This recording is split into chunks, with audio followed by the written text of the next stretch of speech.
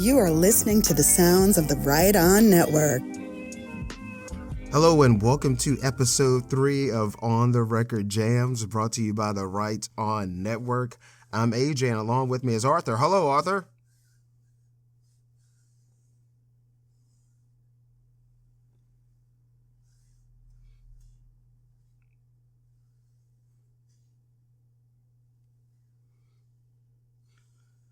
Well, okay, and I'm glad that I'm glad that you're doing this. This is something where, like, I've thought about this for a long time with some of the conversations we've had. I'm like, you know what? We need to record this. And I'm happy that you're along for the ride because you're a good explainer. That's basically one of the things going on at the Right On Network is I'll have this idea, and I'll try to find someone who's smarter than me, and I'm like, okay, let's pull this off. On the Record Jams.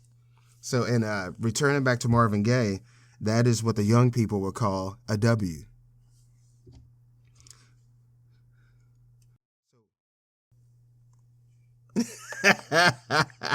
So why wouldn't we, right? Why wouldn't we do it? All right. So, do you want to start off with Marvin Gaye or?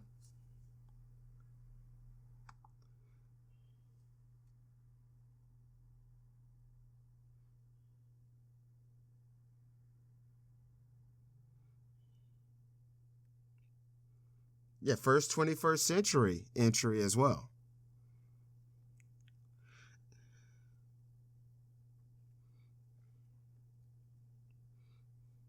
Yeah.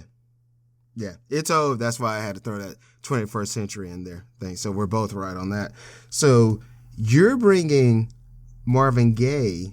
Which particular song are you adding on the record, Arthur?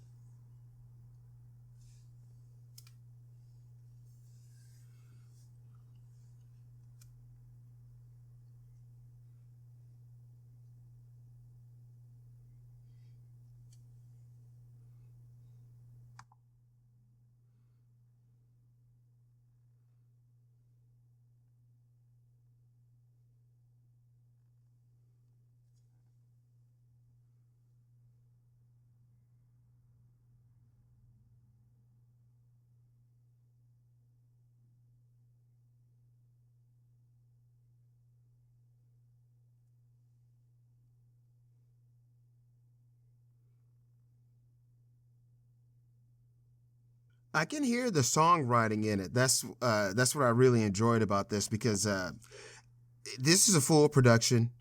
It's a lot of instrumentation going on. So the first couple of listens, I was caught up in the ethereal feel of it. And then when I was like, okay, but now I want to break this down mechanically, the songwriting in it is phenomenal. And that's why I try to look for maybe a demo version or a live take of it. Couldn't find anything, but I was just like, yeah, the songwriting in this is phenomenal.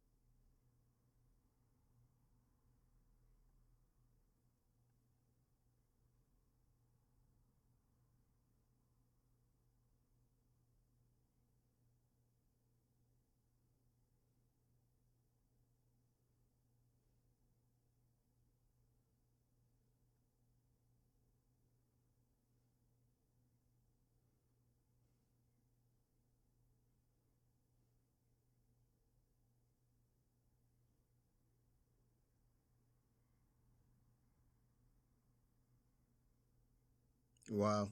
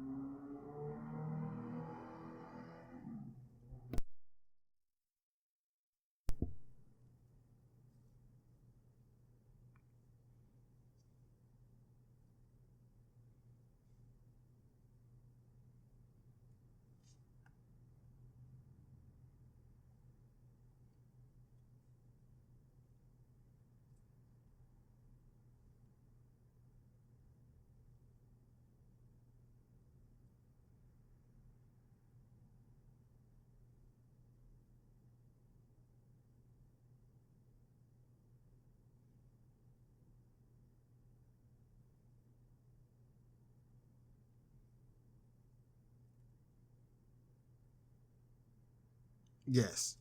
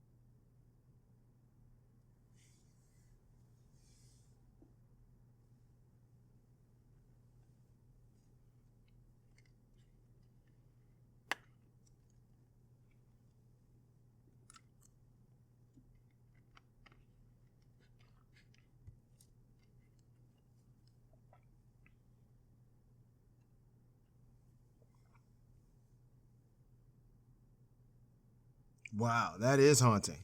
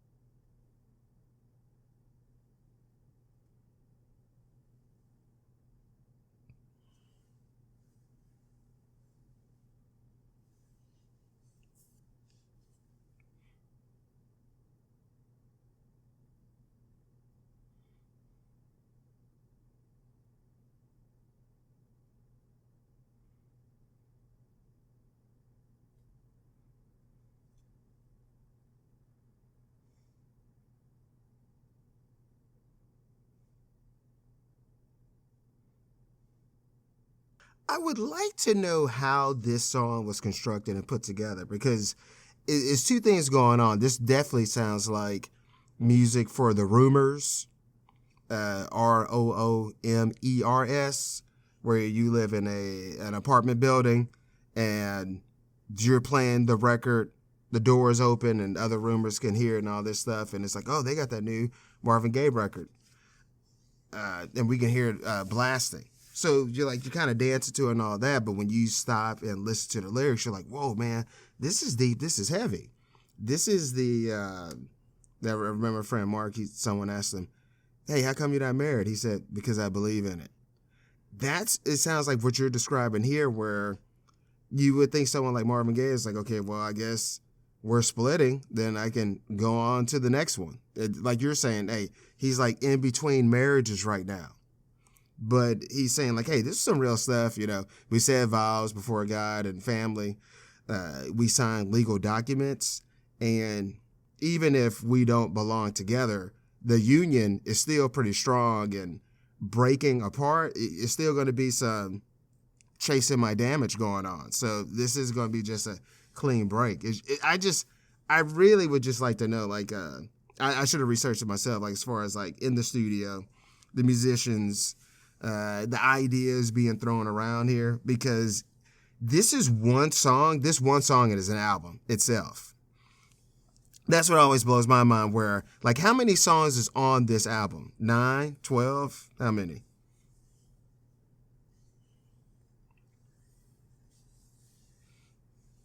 Because this is a lot itself.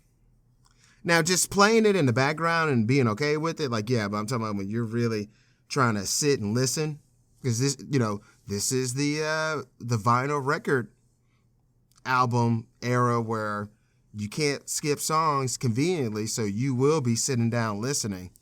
And I'm just saying, this is a lot just for one record. Oh, okay.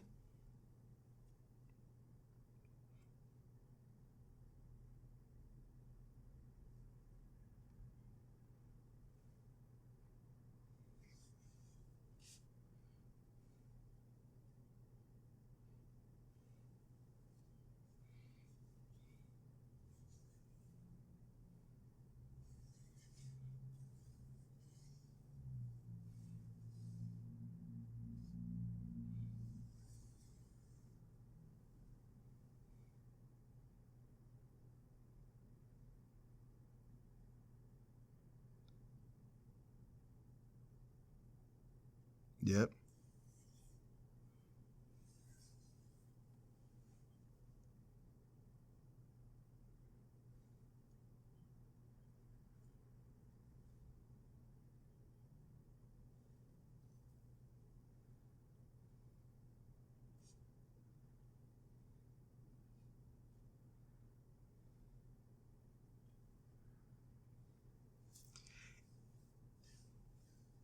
Is he also doing the background vocals?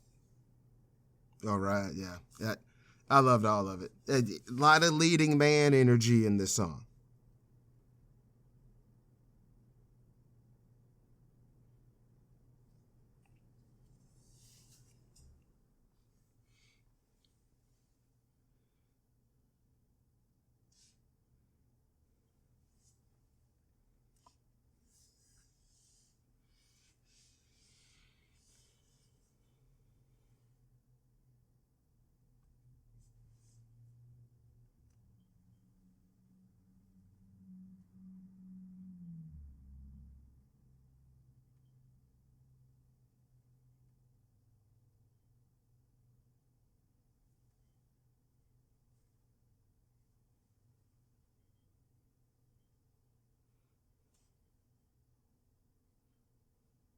Yeah.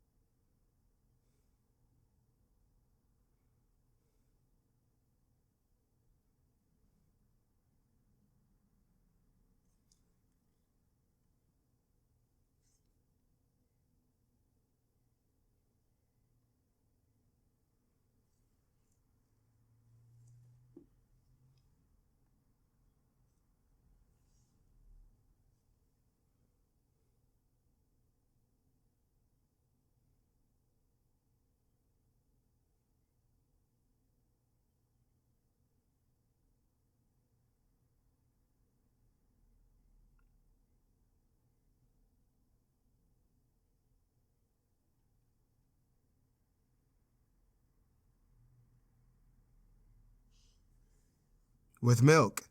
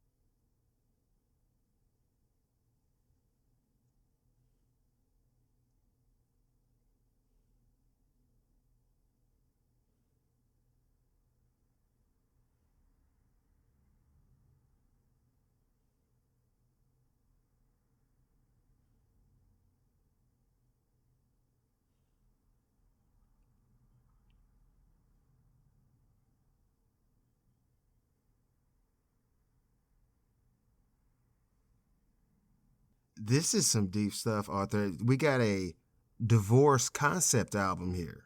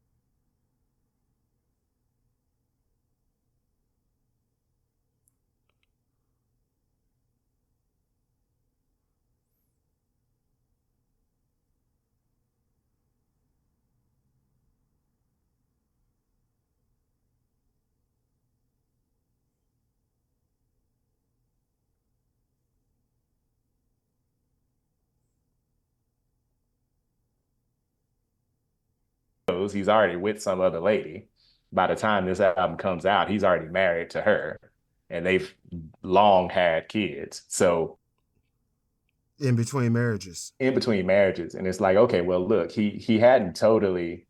It's not like he had to come out with some of this stuff, but it's not like things were as tabloid as they are now.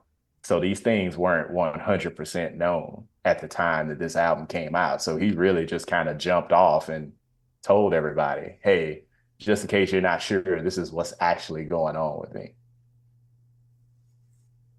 I was going to say that, like what you were explaining, all this, and I'm being an artist. Wow. Yeah. So is it a couple of years after this with the national anthem? The national anthem, what was that? Like 82, 83? So So it's yeah, not that, it's not that far. not Wow. that far off. He really only made two more albums while he was alive. So Here My Dear is, I mean, it's his last double album, truly. And then the album he made after this, he did the thing that I think we talk about Kanye West doing this a lot, but other artists have done it too. I know Beatles have a lot of stories like this too, where they may start one album and change their mind and turn it to another album. Yeah. Like I mentioned, like Here My Dear wasn't well received because people are like, where are the jams at, dude? Like his song before this was Got to Give It Up. He put Got to Give It Up out as a part of a live album. And then he had a studio song that he put out to be a hit as a part of the live album, which was really common back then. And so he gave people Got to Give It Up. like this reluctant to dance, but I'm going to go ahead and dance, y'all, because this lady is here and I got to dance. Like he made that song, which is again is super personal if you know anything about what people say about Marvin, how shy he was and the type of person he was. So even his jam was a confessional. So he put that out. The second wife and his brother are singing background on "Got to Give It Up," so that's it's just wild stuff. And he does that. He puts out "Here, My Dear." People are like, "Dude, where's the jams?" So he goes back and says, "Oh, y'all want jams? I got jams." And he was gonna make this album called "Love Man." And at the time, this is when Rick James was starting to become a bigger deal. So he Okay. made this like Rick James karaoke album. And he worked on it and worked on it and tweaked it. And then he changed his mind and said, man, I don't like this. Man, I need to say something. I got to put some more stuff in there. And then again, you'll notice the Kanye tie-in. He almost completely flipped it and turned the album into what could almost be classified as a gospel album. Wow. And so he started working on it and reworking the lyrics. Like the music was the same. So there were still jams, there were still disco tunes, but he's like changing the lyrics around.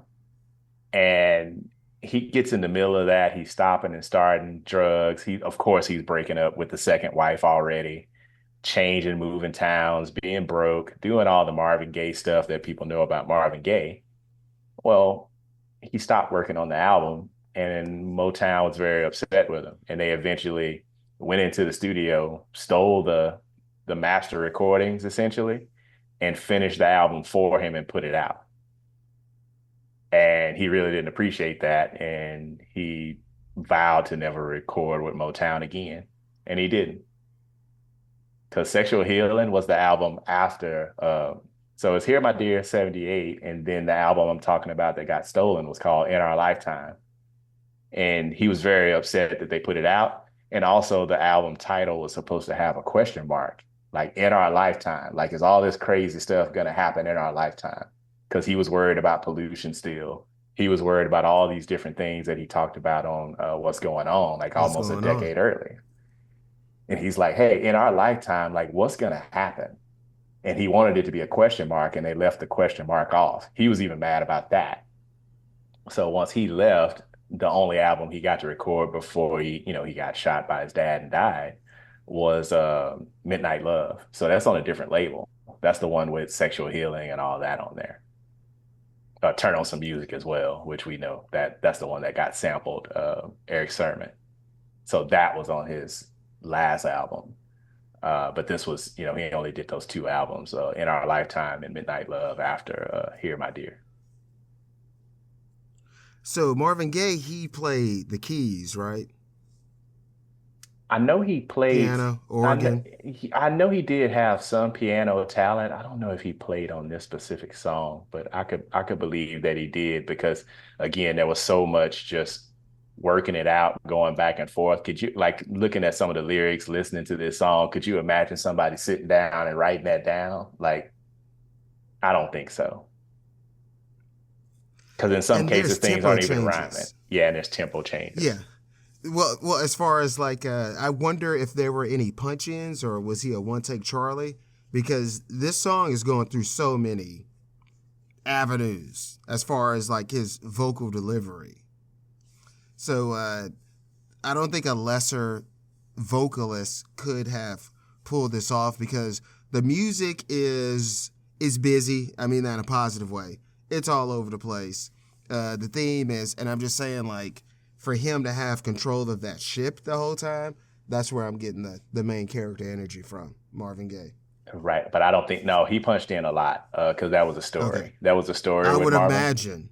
Yeah. Okay, I would imagine with this. Yeah, because punching in became a thing. Of course, in the early 70s, punching in was such a thing with Marvin that the people in the studio would get tired of him because punching in is more work for everybody in the studio, right? Because now you have to cut those tapes, you got to get those takes spliced together. You got to, like, the technical piece of a punch in means everybody in the studio, if they already weren't going home at a decent time, they're really not going home at a decent time now. and all the stories that we get of artists showing up, not showing up, getting to the studio at weird times, wanting to record at 3 o'clock in the morning when everybody's tired.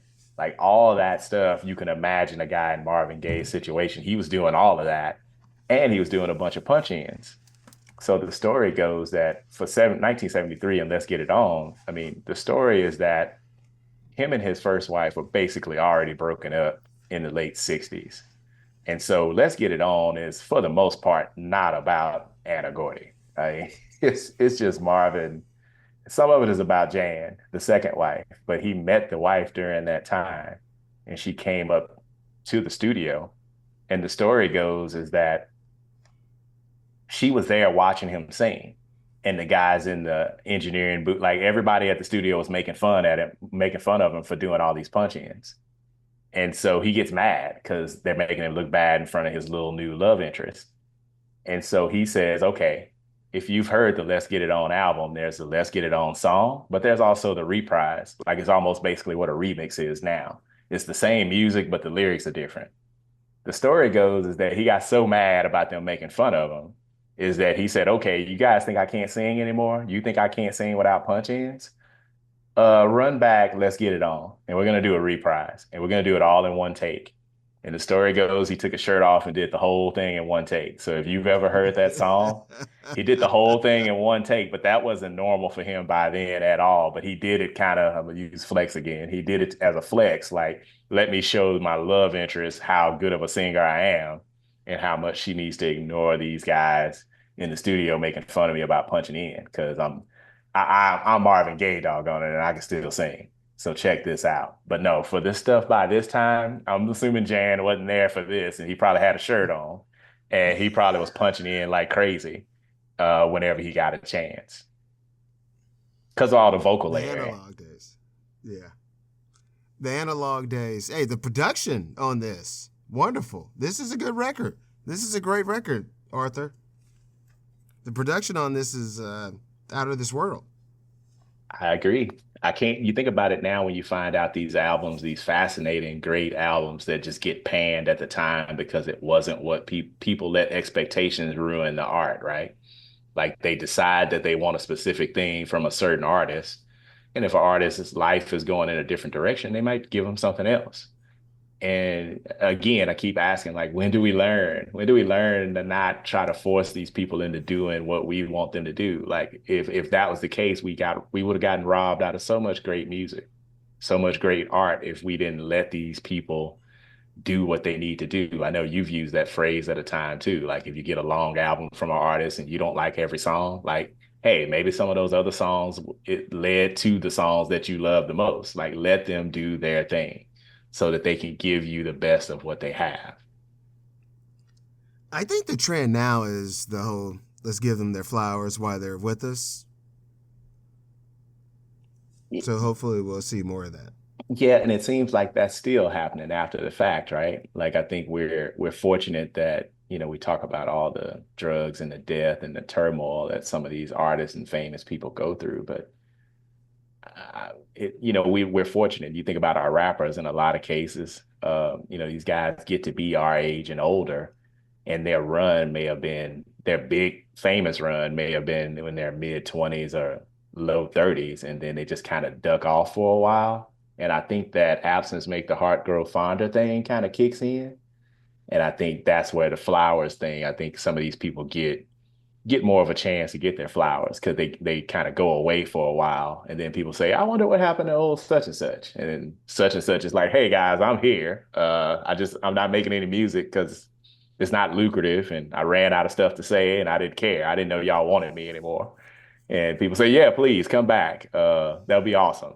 And then we get to see these people come back and they make these albums. They get their budgets together. They get all the old band together, like the Expendables or whatever. And therefore, we get all these records from these people who we thought, maybe they're off somewhere raising grandchildren and, going to football games or whatever. And who knew they want to still show up and rap. Yeah. Having stock in Silicon Valley and such. Right. Well, hey, Arthur, why don't we do this? Why don't we take it to a break, and when we come back, we'll talk about what I am going to put on the record on On the Record Jams, Episode 3, brought to you by the Right On Network.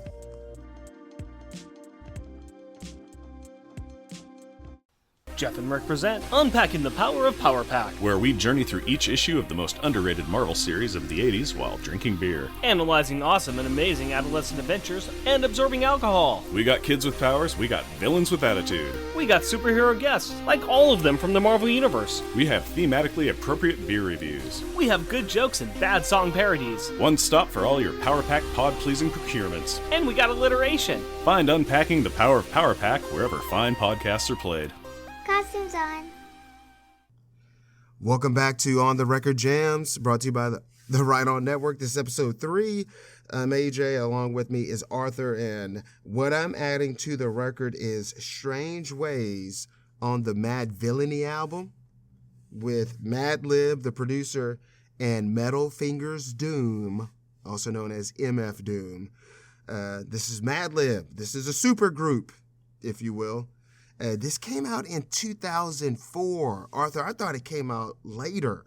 This came out in 2004, Arthur. Yeah, it's crazy to think about that, how Doom's run, when it starts, when it restarts, right? Because he had a prior group, his brother passed away, and then he came back essentially as MF Doom. And then we get this great run of just top shelf music all over the place that he put out. And again, it was really counterculture, really the type of thing that nobody was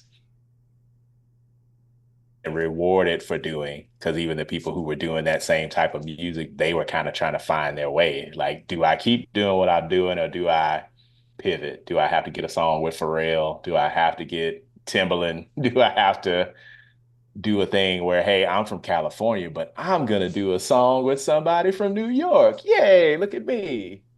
I can travel. I can send an email. And like, those artists were going through that, and Doom is like, nope, comic book references. I'm MF Doom. Here's these super loaded raps where you may not get it until the 10th time you hear it, and it's great. And I'm sampling weird stuff, weird time signatures, and we're doing it. And he found like somebody that was in on that with him to get Otis with him, with Madlib, and it's just good times all over the place. People love this record, and rightfully so. So, Arthur, you mentioned at the top of the show that this is our first hip-hop entry. Do you remember, like, your entry into hip-hop, or how hip-hop was presented to you as a kid?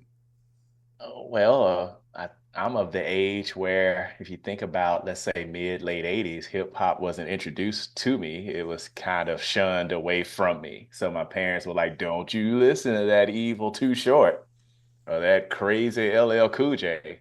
You don't want any of that. You better get away from that and keep listening to this Freddie Jackson and Luther Vandross we got for you. Maybe some Barry White. We'll let you listen to that. We'll let you listen to Love Serenade, where he says, take it off. Like, we'll let you listen to that if you don't listen to this rap music, right? And I don't think they were doing it on purpose. I think they just didn't know. So of course, if you tell a 10-year-old, or whatever age I was around that time, late 80s, you tell them don't listen to something, their mission in life is going to be to figure out how to listen to it, right?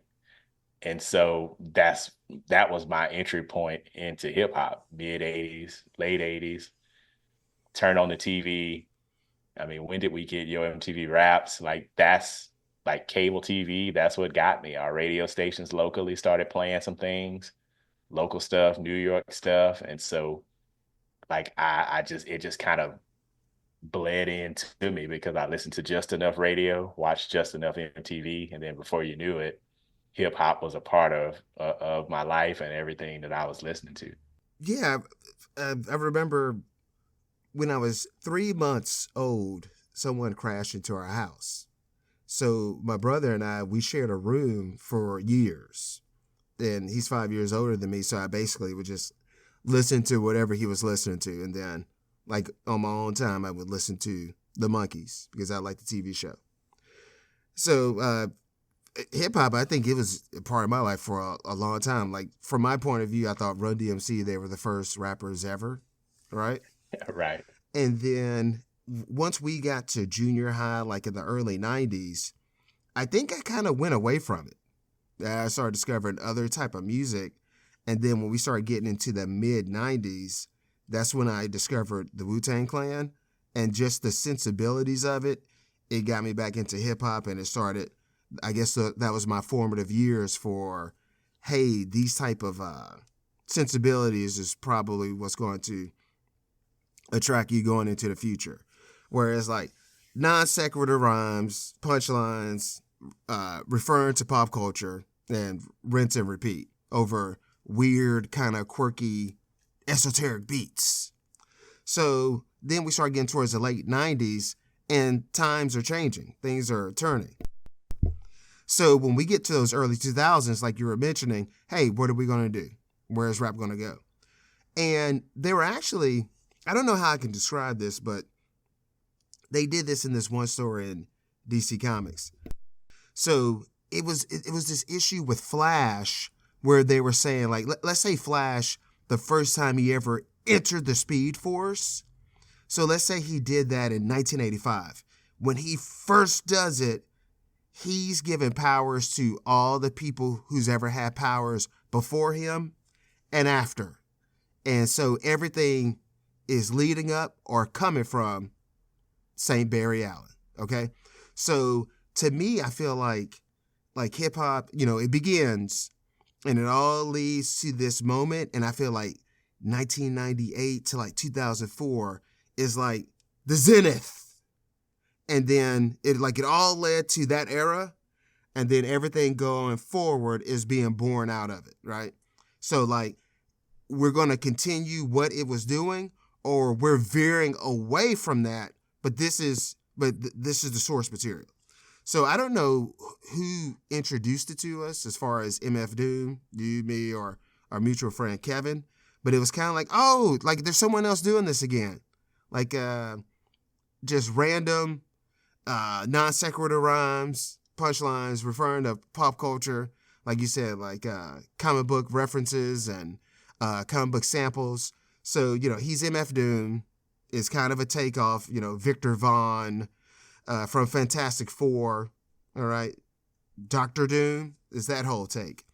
Maybe some character that's disfigured and reborn, just like MF Doom. He had a career in the 90s, and now he's reborn in the early 2000s trying to go forward. So we got Madlib. He's from California. We have this citizen of dual citizenship, British and American citizenship with MF Doom, Daniel DeMille Thompson.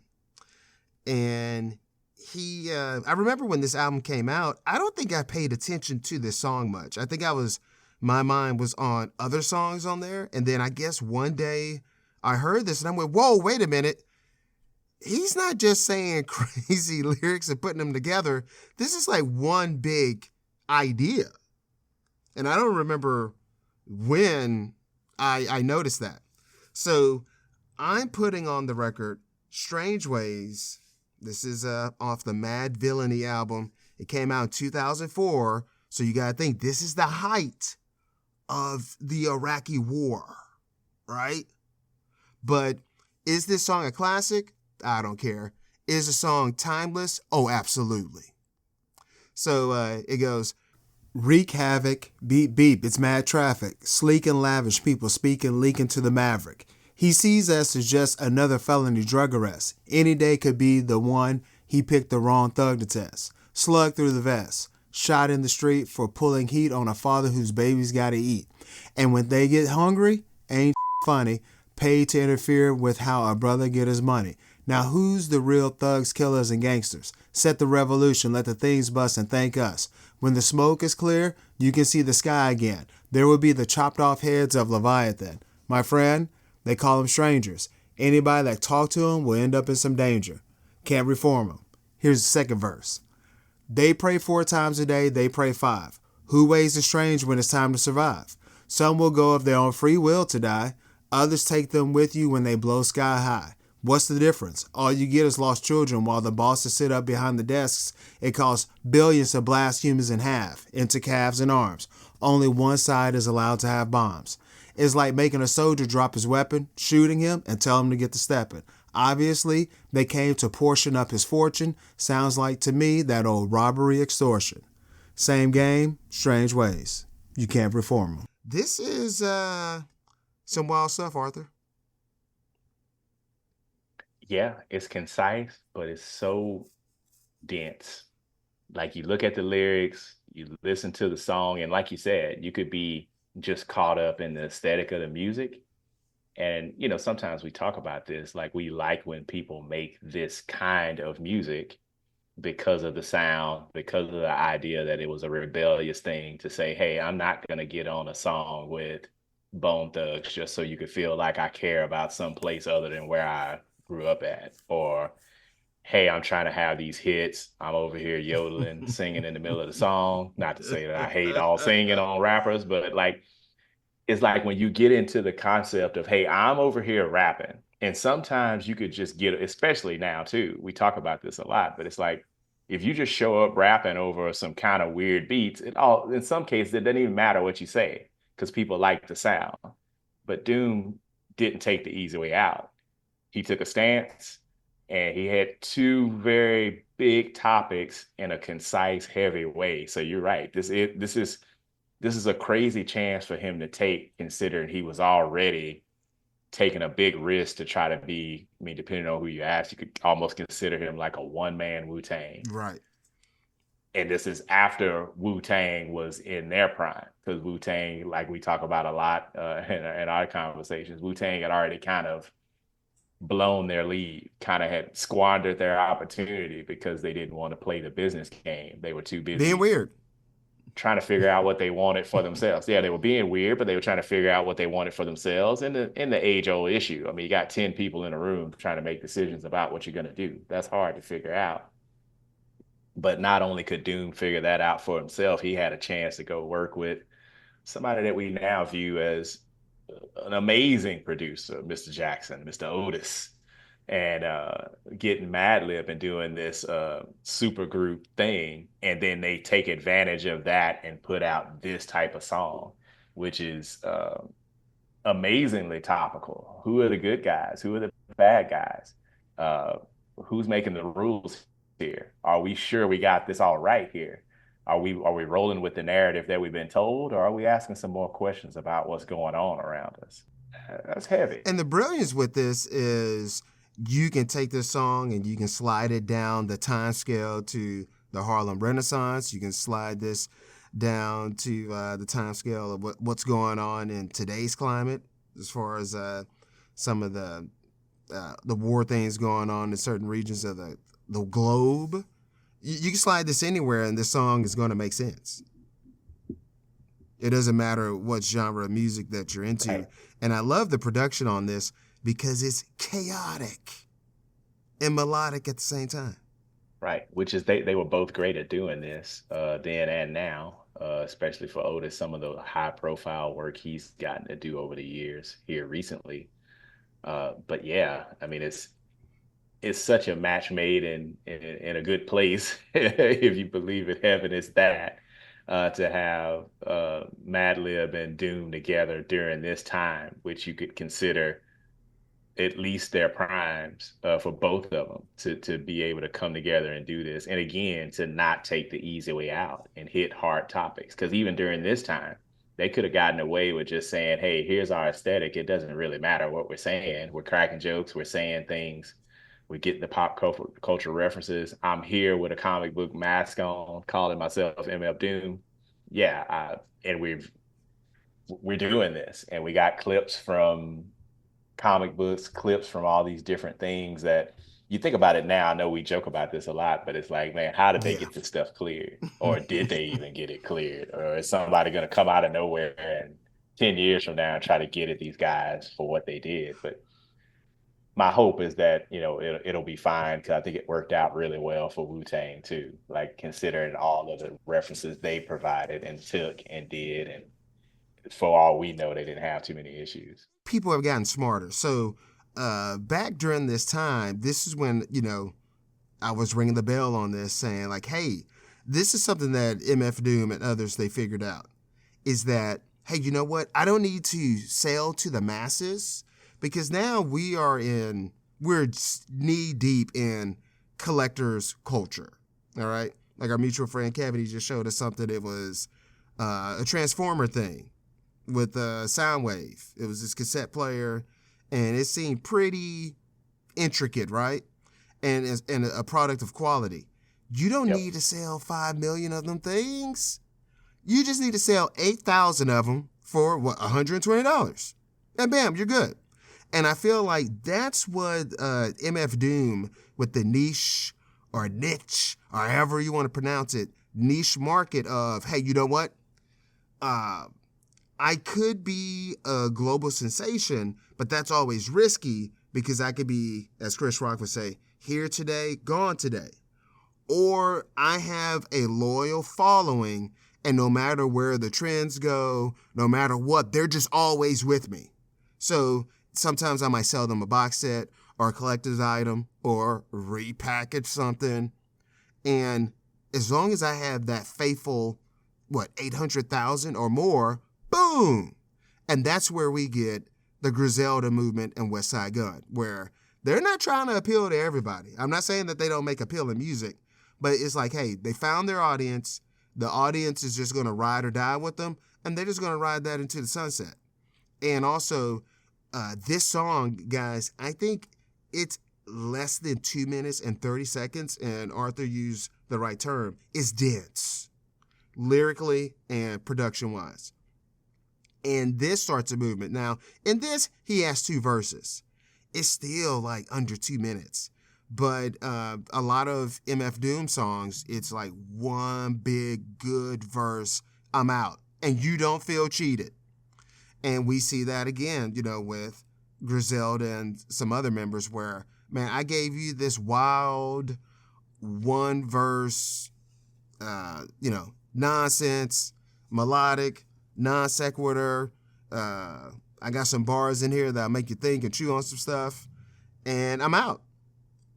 And I think MF Doom, he gave people a roadmap to play with. Yep, he really did. And, I have to bring up my guy, Rock Marciano, is, the aftermath of this. Like one of the, I don't know if you want to call him a benefactor. I don't want to get a weird knock at my door and there's people with Rock Marciano coming to get me or anything. But it's like that approach to music, just like some people are built to do the stadium stuff. Some people are built to do this dense, if you get it, you get it. If you don't, you don't type of music. And if you give it a chance, you're going to realize that what they're doing is pretty doggone special. I mean, that's where Doom is at. I think he's coming after the Wu-Tang and, again, being more efficient, having less people involved, being able to kind of do his own thing, turn it on and off whenever he wants to, and live his life outside of the rap universe. And like you say, you're trying to sell 1,000 of something, maybe 5,000 or 6,000. You're not trying to sell 1 million of anything because you don't need to, the way your business model is set up. Rock Marciano is, in this era, in the last decade, he's kind of like the heavyweight champion of that. And he's doing the same thing. He's doing this confessional, sneaky, dense stuff where, again, if you like the aesthetic, you like the vocal sample and the guy still rapping even over the vocal sample and all that stuff, like he's doing all of that. But then you take a listen to those words and there's a lot happening in those words. There's a lot of, these guys are, Marciano is literally our age, mid 40s and beyond. And like he's earned some of his opinions. He's earned some of his stripes and he's willing to talk about it openly. And then, he wants you to pay $40 for a t-shirt and he wants you to buy that album when it comes out and it's not going on streaming for a month. If you want it a month before, you got to pay the price for it. And if not, you wait and you get it a month later. But, could you still please go in there and buy that t-shirt so I don't have to do a song with Megan Thee Stallion? Okay, wait.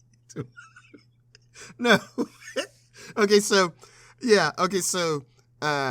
the Jizza, he says, make it brief, son. Half short, twice strong. That's what's going on in this. They pray 4 times a day. They pray 5. Who ways is strange when it's time to survive? Just that alone, I got to walk away. Okay? I'm pretty sure. Right. That's a hook. That's a hook. Look, just like I remember, we might talk about it in the future, but you know, like when we were growing up, there was a lot of, hey, you should listen to this, you should listen to that, you should listen to this. So like I always heard about Bob Dylan growing up, but maybe like when I was 22 years old, I put on a Bob Dylan song, and it was so dense, I was like, you know what? I'm gonna revisit this, and like 11 years later, I revisited Bob Dylan. But yeah, this is some strong stuff. This, you know, no pun intended because of what the song is talking about, but this is just a loaded bar itself. Only one side is allowed to have bombs. That's some wild stuff. And then he goes on to further explain it. Oh, okay. He has two of those where like, hey, let me stop. Let me stop the the flow of this to give you a simile, right? Like let me make a reference. Yep. It's like making a soldier drop his weapon, shooting him, and telling him to get to stepping. Right. And it's just if your brain turns on at the exact right time where he's laying this out for you. And again, you might have to hear it multiple times before it really hits you that he's making a point. And it's a real heavy point that is not just the music is counterculture. It's not just the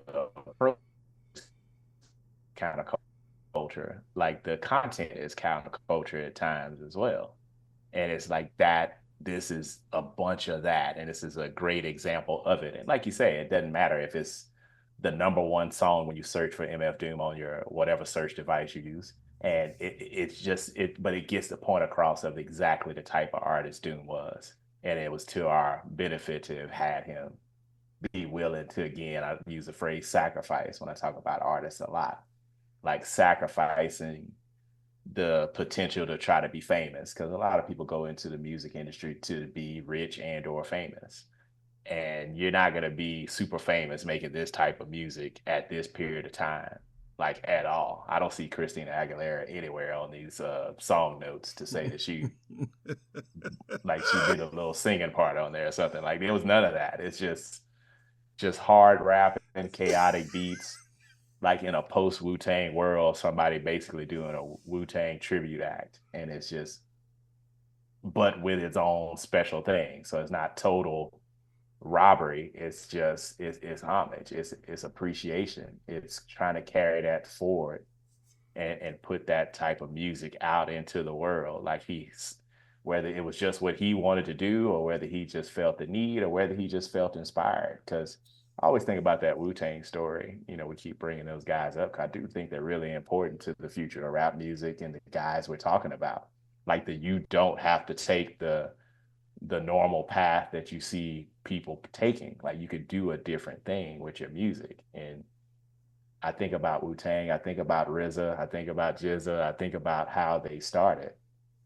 And then they did the kind of disappear and come back with a whole new thing deal. And I know me, when I got into Wu-Tang, that's what blew my mind. I remember going to the record store. I was waiting for Liquid Swords.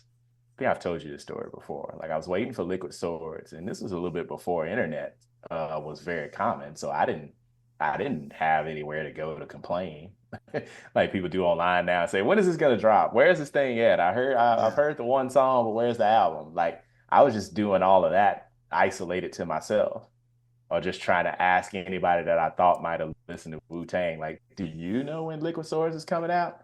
And everybody had a different story about when they thought it would be. So I just kept going to the record store, like trying to find GZA. Like, where's the next, it's his first album, right?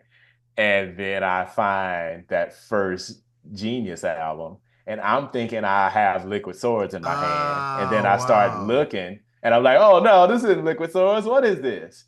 And this is during the era where you could just, like if it was a CD, they would literally let you listen to it. And so I'm sitting in the record store listening to the GZA's real first album. And this is with, the first few Wu-Tang albums already being out. So I'm hearing this, and this is not Wu-Tang stuff at all. And I'm like, wow. So that didn't make me mad. It made me appreciate the pivot even more, because I'm like, those guys looked at what they were doing and said, this isn't going to work. I'm not going to play the game this way. I'm going to play it the way I want to play it.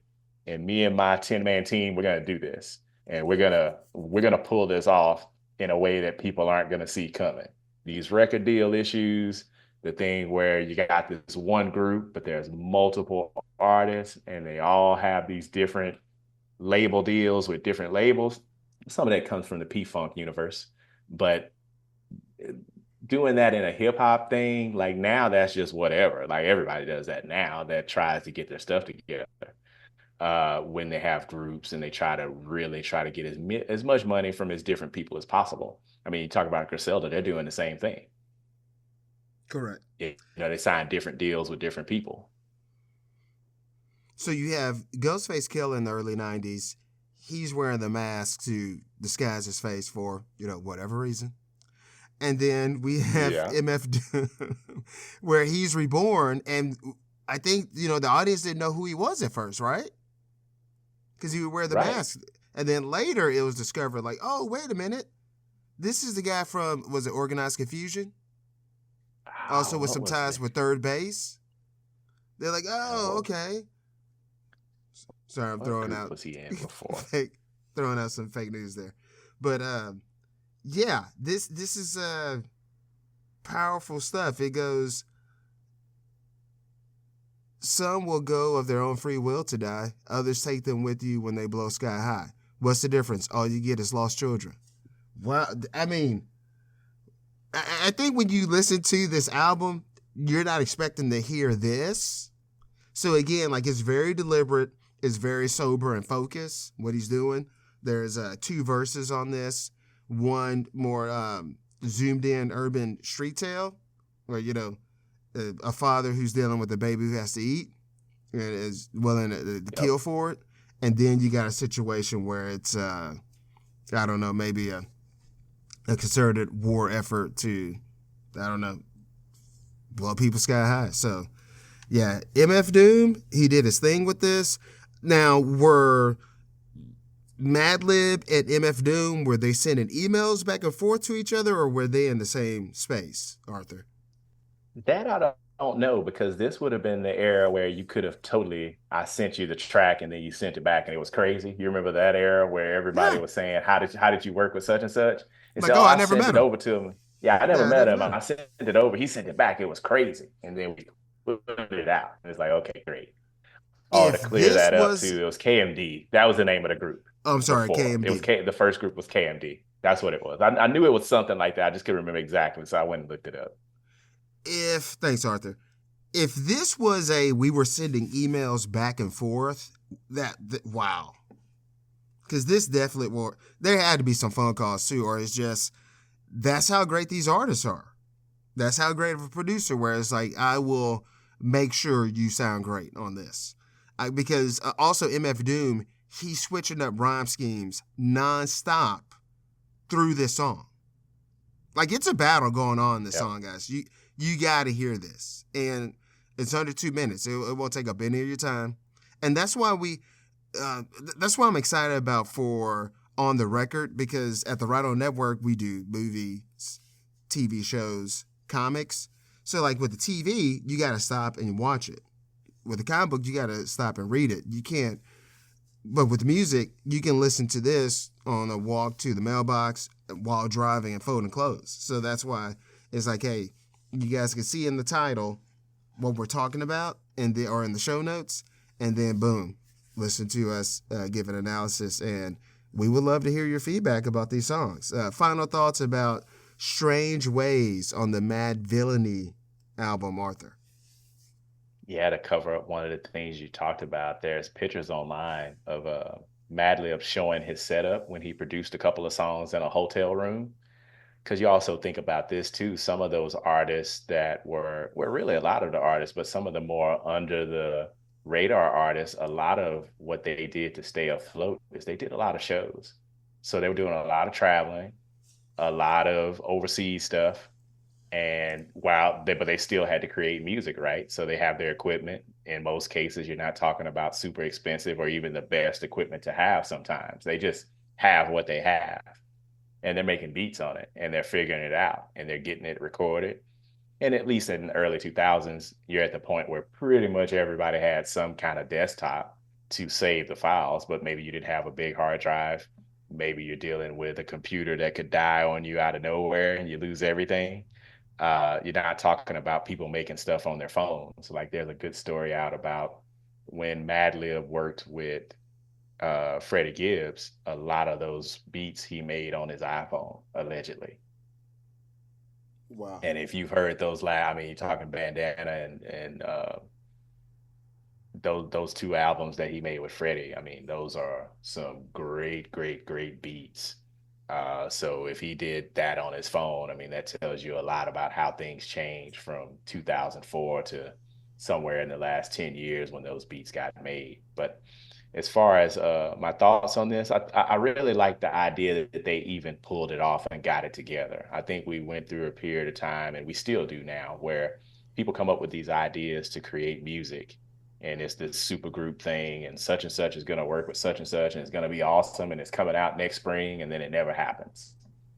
And this Madvillain was a case of something like that, and then it actually happened, and it was great, and people appreciated it, and we can listen to it 20 years later and still get a lot of context and information out of it. So that's a sign of success. That's a sign of talent, and again, it's a sign of just sacrifice of these great artists that produce this music that we get a chance to listen to and get a chance to audit. And ideally, I know I always talk about this and harp on this quite a bit, we don't need to make a rating for it. You don't need to rank it up against something else. You don't have to compare it to the greatest album in your head. Like, is this better than Illmatic? Like, I don't care. This is special stuff in its own place, and it needs to be consumed in that way and appreciated in that way. 'Cause I think we could get a lot more out of music if we quit having to rank everything and quit having to compare everything. Or somebody made 5 albums, and if something is on the 4th best album that they made, you act like it's not good.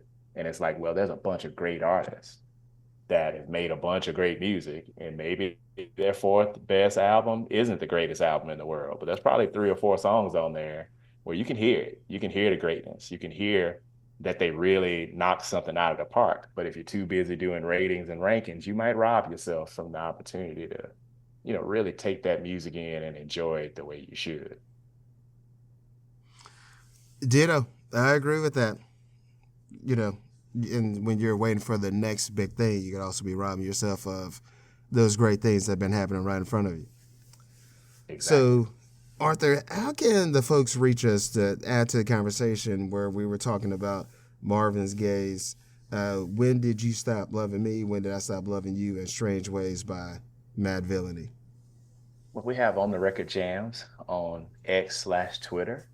We have ontherecordjams@gmail.com. We also have, I think we're working on trying to get this on YouTube. And when we do that, we'll follow up with that as well. We have our Facebook page, same thing, it's On the Record. So there's a few different places where this will be available, and we're on getting it available in a few more places. Something else that'll make sure we mention this. AJ, you know this, you get stuck hearing about this all the time, how excited I am about when I make playlists. And I have some sort of subtext or some reason why I'm trying to make a playlist to get some point across. Well, of course, I use our show as an excuse to do the same thing. So I'm making a playlist that goes with every episode, where I'll put the songs on there that we're putting on the record, of course, but I also put some songs related to those songs. And it may not even be the artist that we're talking about per se. Maybe it's artists from the same period of time. Maybe it's something that was inspired by the music that we made, the songs that we talked about for the episode. So it's another opportunity to share with the community and have more of a discussion about, how impactful this music is and how many different ways it ends up changing history of music. I mean, whether it be other songs these same artists made, or other songs that other people got inspired and made coming out of these songs. So not trying to do too long of a playlist, because if you let me, I'll make a 6-hour playlist or a 10-hour playlist that you'll never get through. But we put some stuff together for these, so those will be coming along with the recording of the episodes as well. We would like to hear your thoughts at ontherecordjams@gmail.com and the other places Arthur mentioned we'll put in the show notes. And I want to take time out to thank some people that made this podcast possible, and that's our Patreon subscribers. They went to patreon.com/Right On Network, and I'll put that in the show notes as well. I'm going to start off by thanking Alan Wright. He's at boldoutlaw.com. He's a Robin Hood scholar and enthusiast. He writes about Robin Hood in history and pop culture. You can also hear him at the Right On Network talking about Straight Out of the Federation, a Blake 7 podcast with me and April.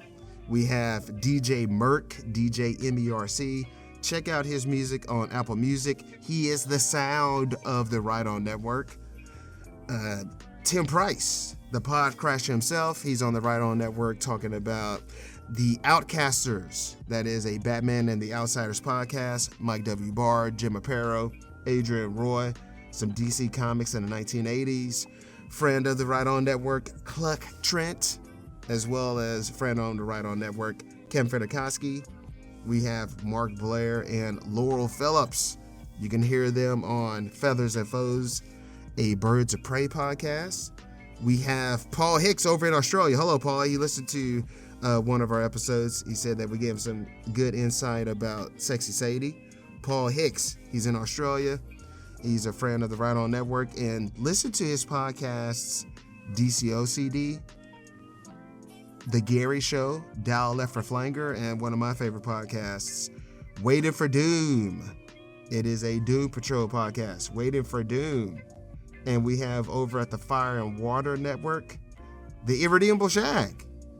He does things like JSA Presents, Just Society of America in the 1990s, Who's Who Revisited, and even though they finished it, he has the Justice League International Bwahaha podcast. And some of our new Patreon subscribers, thank you guys for supporting us. We have Justin Steiner. He writes about music. He blogs about it. He does a lot of late 90s, early 2000s power, pop, rock music. You can catch him at Shoefly Pie, like Shoefly, SHOO, Shoefly Pie. Sometimes he writes to us about the Outcasters podcast. And I want to thank Rick from Rick and Jeff Presents. Thanks a lot, Rick and Jeff. Rick and Jeff Presents. Listen to their podcast. Guys, thank you for being Patreon subscribers. If you want to join the list and we can shout you out, just go to patreon.com/Right On Network. So until next time, it's been Arthur and AJ. Bye-bye, everyone. Keep jamming. Please. Boom. Damn, yeah, we did that one.